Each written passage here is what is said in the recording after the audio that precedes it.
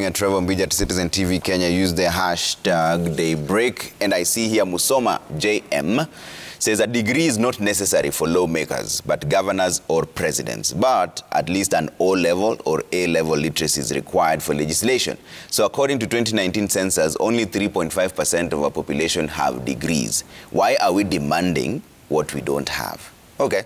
So let's move on to a different conversation, because this conversation is not going to end on the degrees for legislators or not. Ruto allies go for top Uhuru men. That is still on the front page of the Standard. They say DP supporters say Fred Matiang'i and Joe Musheru are openly supporting ODM leader Raila Odinga, yet they hold sensitive dockets. And Dr. Kaulale, I'll start with you on this. Is this the position of the people? Because the deputy president steered clear of that, but some MPs said that they should not be holding those dockets. Members of Parliament, and I'm glad we have one here, they do not need the concurrence of their party leaders, in this case the Deputy President, for them to expose issues of national importance. It's common sense that those three ministers are breaking what would be expected of them.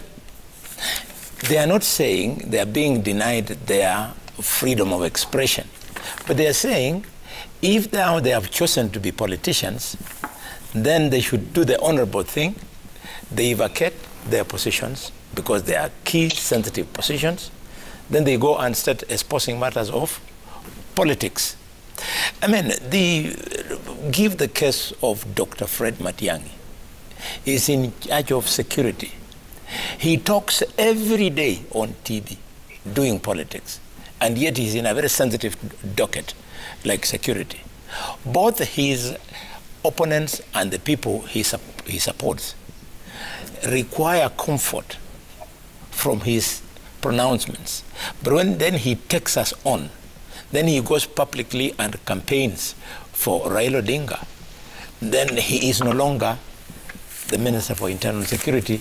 He's either a campaign agent or the chief campaigner of Raila Odinga. He should quit and do the needful instead of us paying him money for doing a different job. Yeah. Yes. Even though people who hold the dockets are supposed to resign in February and not now, why is this such a big deal at this point? And you're the one who's just mentioned the freedom of expression.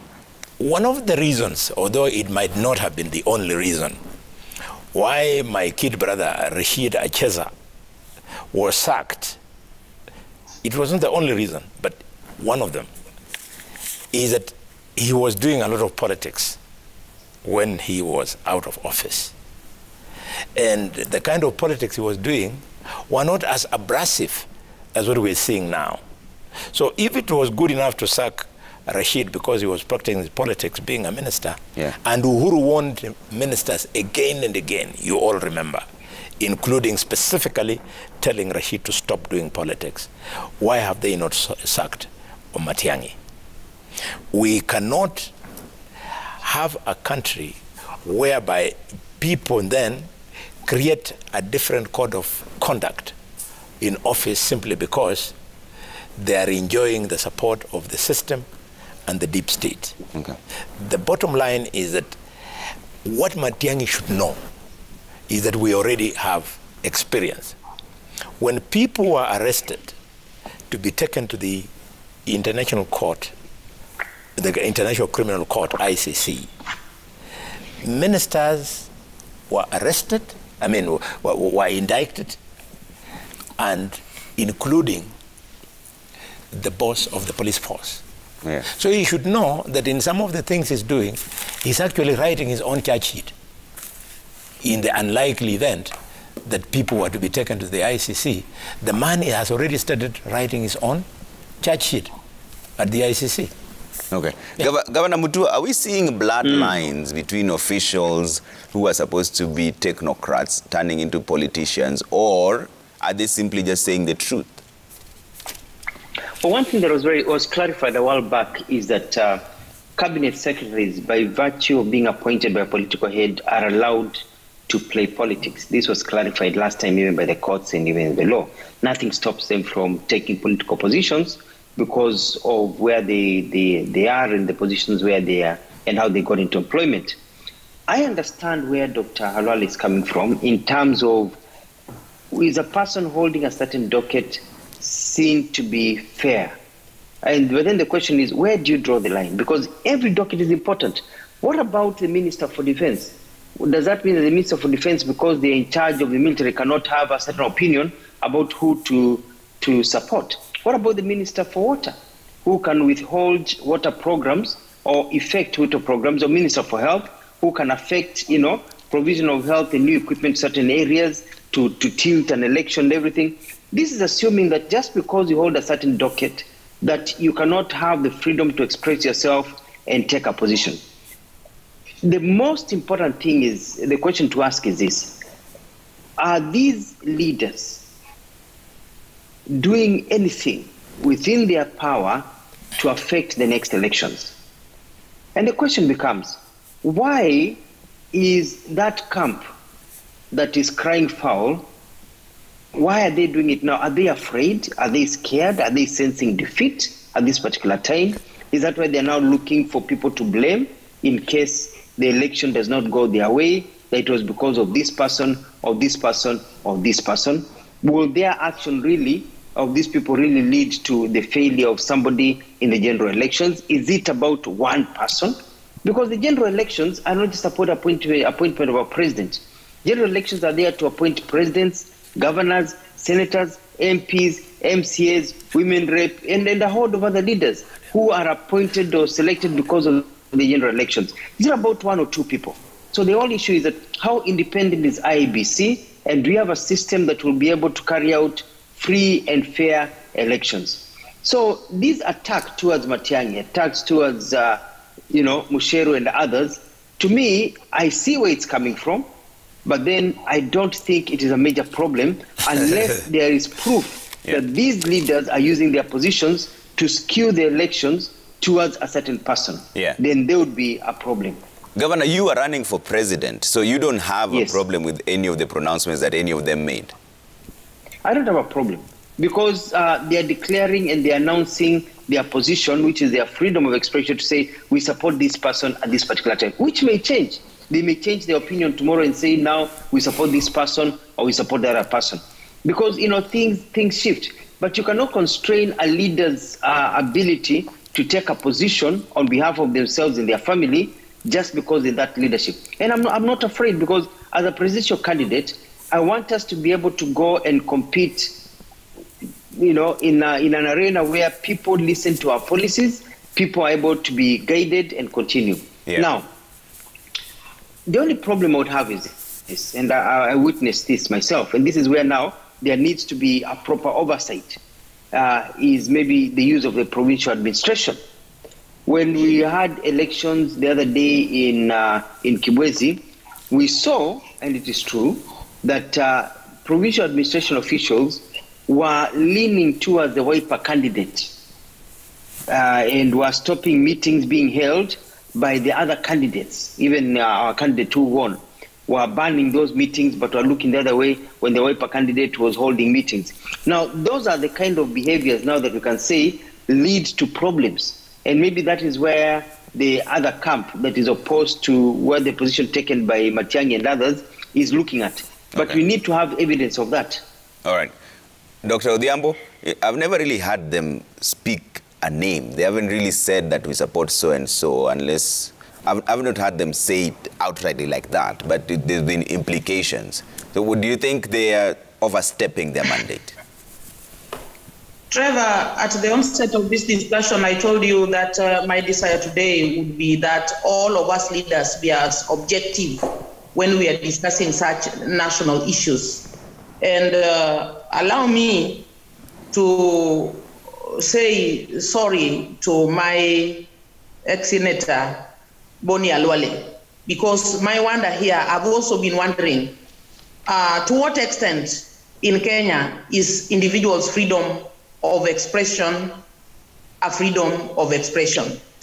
You know, what these three ministers could have uttered was only, somebody can say, implication.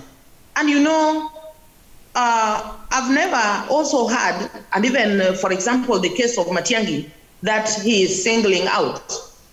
We did not hear Matiang'i say that if that is his opinion and personal feeling, then it will jeopardize his role as a provider of security to all Kenyans, including the DP scam.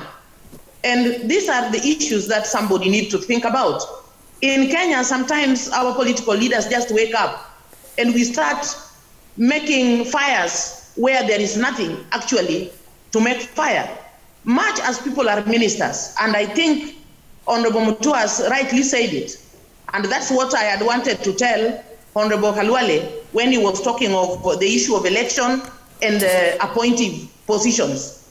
According to me, and I think this is why I think proper education and understanding is important, it is good to note that election is a way through which wananchi appoint somebody to work for them.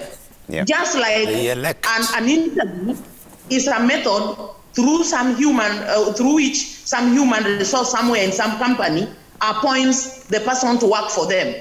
So, according to me and my level of understanding and education, an election is an appointment, except that this appointment is not done by one person, it is done by many people through, and that's why we call it an election. So let us not sit here on TV and start confusing Kenyans.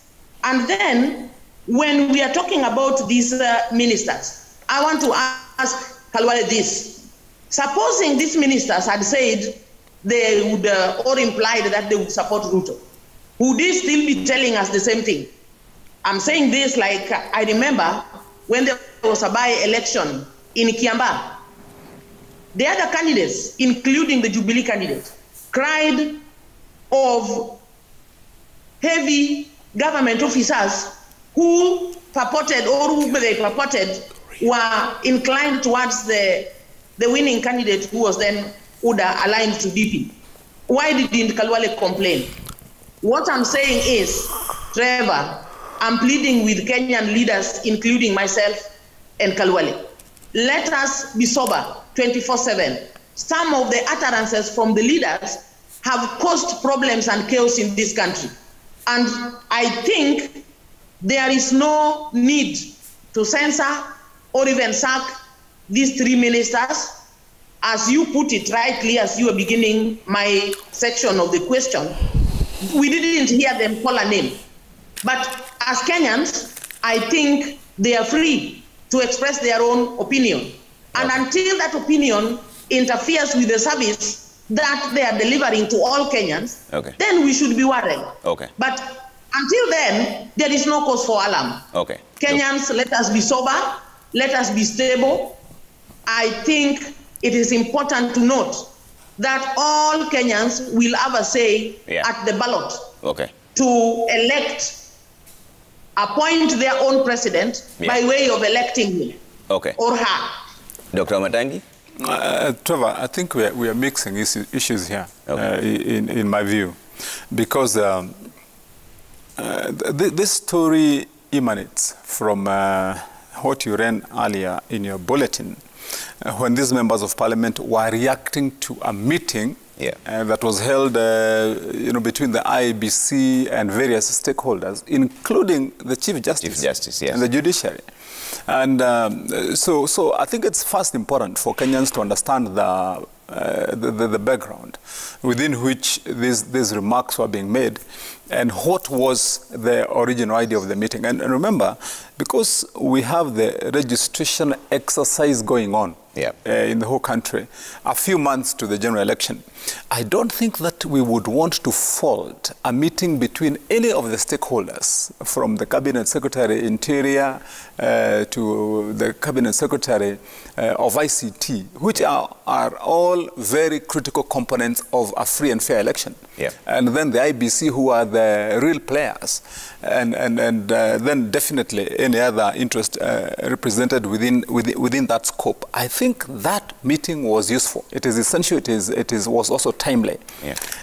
So I think in that reaction, if this is what the members of parliament were reacting then to, that they have seen a togetherness or a meeting then that commonly has those players, it is not logical or right for them to complain about that, because at the end of the day, then, so who meets to discuss those issues of our general election, if not those people? And remember then, if the complaints were based on that meeting itself, then they should have also complained about the presence of the Chief Justice. But I think, in my view and objectively, that there is nothing to complain about that meeting. Then we get to the second part of it, which I believe now this is where the issues are. Yeah.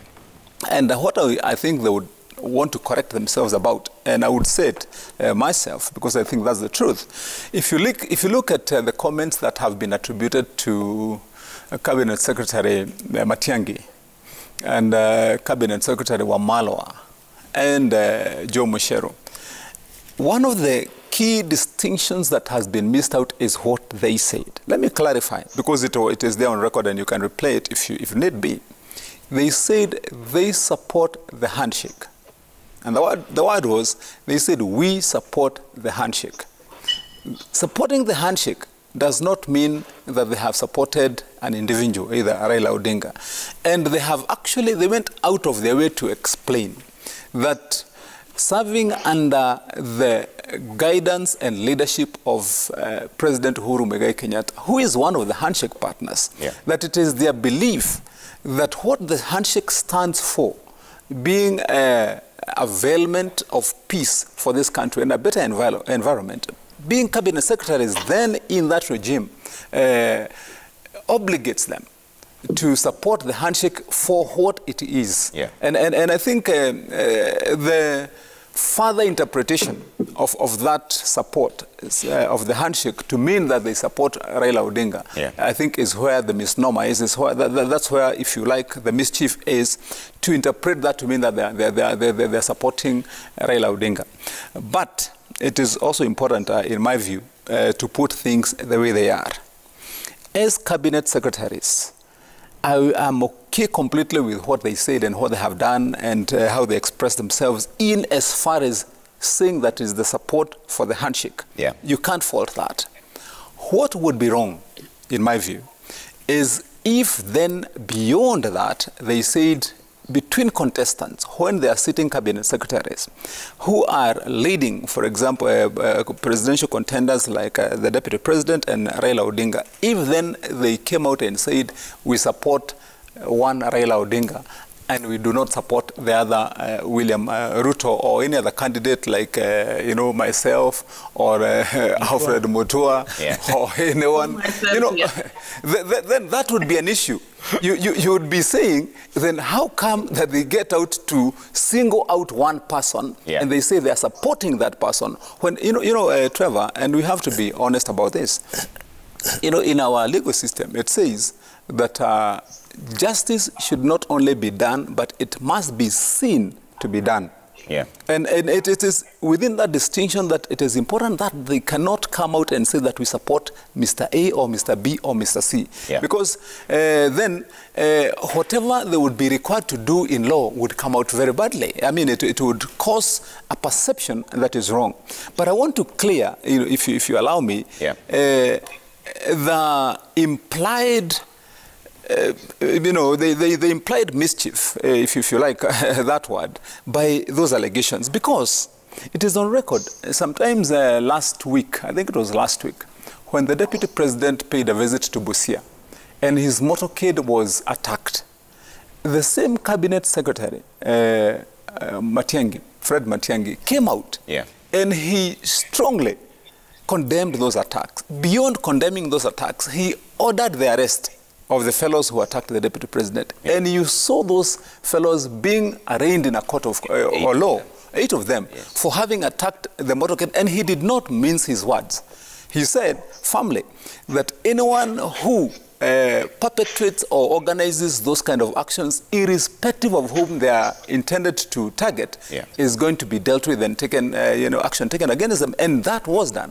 I think that should serve as an indicator that that it would be wrong to fault his position on what he said that he supports the handshake to interpret or to mean that he is not ready to take action across the board no matter what happens. You know, from where I stand, I think it is as distinct as the actions were.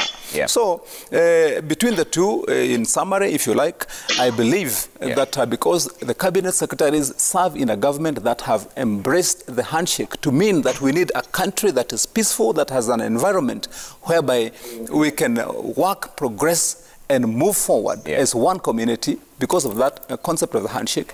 There is nothing wrong with it.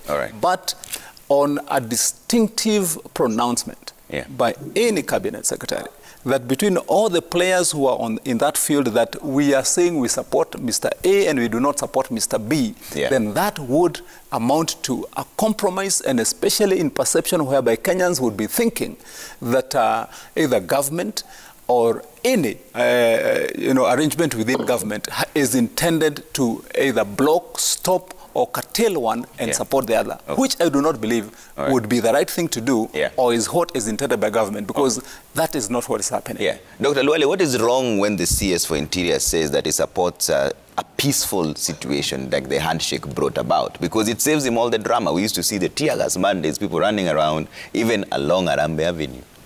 So what is wrong with him saying that he supports the peace and tranquility that brought about? That is what is called Diplo speak. We are more concerned not with what he's saying, but what he's doing. I mean, Omatangi. Yes. How do you congratulate him for Diplo speak that I condemn the violence in Busia? The only distinction that would have earned him accolades would be if he had said that I have failed and therefore I am resigning. then we would congratulate him for doing that. And this is not a joke. But arrest can I? Yes, yes, go ahead. Everybody cool down in Pamela, who is now talking from the bush. Let me tell you, the issue of violence is serious. If anybody lived in a republic called Kenya in 2007, 2008, then that person should be congratulating Ndindi Nyoro and Kashagwa and the other members of parliament who have come out strongly.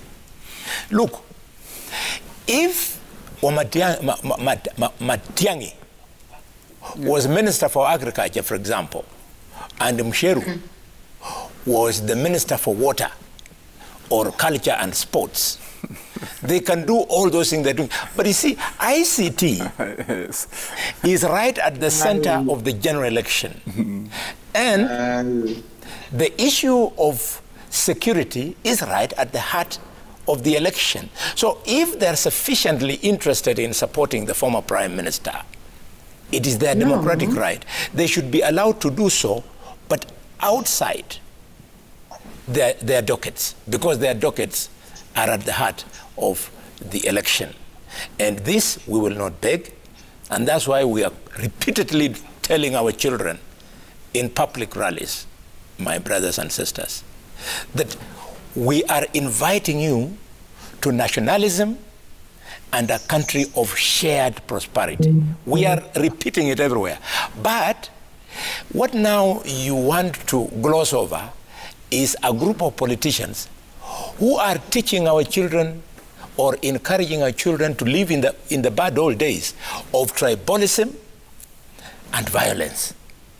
Let's call out everybody so that we can have a free and fair election in an environment of peace and tranquility.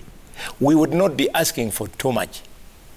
So the issue is the dockets that they hold. The issue, Trevor, I repeat, the issue is the dockets they hold. Okay. If they are holding Minister of Agriculture, Sports and Culture and Water and things. Let me bring in Dr. Mutua on this, and then I'll come to Dr. Diambo. You know, I've been listening to both sides of the debate in terms of the leaders and everything. I know there's real concern about meddling with the elections. I was there in 2007 as a leader, as a government spokesperson, when this country burnt. and we saw the problems that were there. But then also, as Dr. Matangi has put it, and as Dr. Odhiambo has also put it clearly, that these leaders did not come out and say we are supporting one person. And these leaders also came out strongly to say when somebody has misbehaved, this is what needs to be done to them. So we can't just be crying foul. And I want to tell Dr. Halwale, you can't be asking anybody who, whenever there's a problem in their docket, to resign. Then everybody would resign, including the president, even the deputy president would have to resign and all those things. Because things have happened in the deputy president's office where people have been charged, etc., etc. There have been failures also in the office of the president, in many governors' offices, even in your own particular, institution as a medical doctor. When somebody messes up huko chini, doesn't mean that you have to now hang your license na utembee kwa barabara ukue hoka. Hapana, abo utafute wheelbarrow. No, it doesn't happen that way. So you can't be asking people to resign every time there's a problem.